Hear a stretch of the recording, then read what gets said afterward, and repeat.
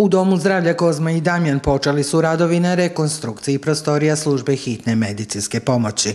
Donacijom narodnih poslanika iz Kozarske Dubice, Darka Banjca, Bobane Čibić, Dragana Brdara i specijalne bolnice Mlječanica izvršit će se kompletna adaptacija i rekonstrukcija službe hitne medicinske pomoći koja uključuje adaptaciju čekaonice, prostorija u kojima borave ljekari i prostorija u kojima se odvijaju medicinske intervencije, kazao je direktor ove zdravstvene ustanove Vladimir Babić.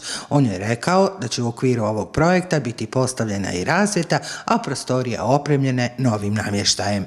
Počeli su radovi, u narednih 10 dana to bi trebalo biti završeno.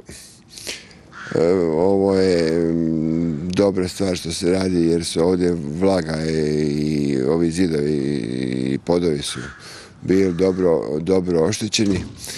Sad će se staviti novi materijali, bit će kvalitetno urađeno, visoko kvalitetnim i skupim sredstvima i riješit ćemo ovo pitanje vlage i treba bi se zahvaliti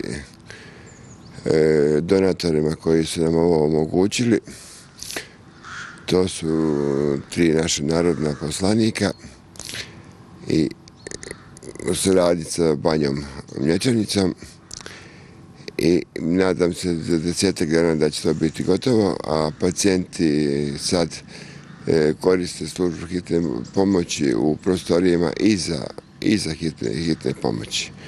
Tako ulaz od Udune pozadi dok se ovo ne završi.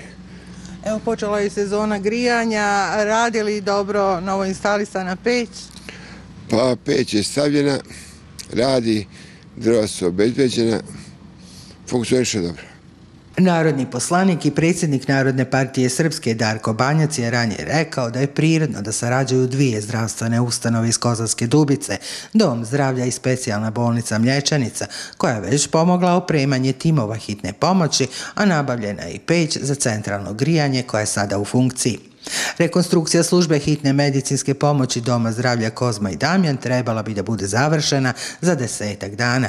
Za to vrijeme građani neće biti uskraćeni za hitnu medicinsku pomoć, osim što će do završetka radova koristiti ulaz iz ulice Mladena Stojanovića, odnosno od rijeke Une.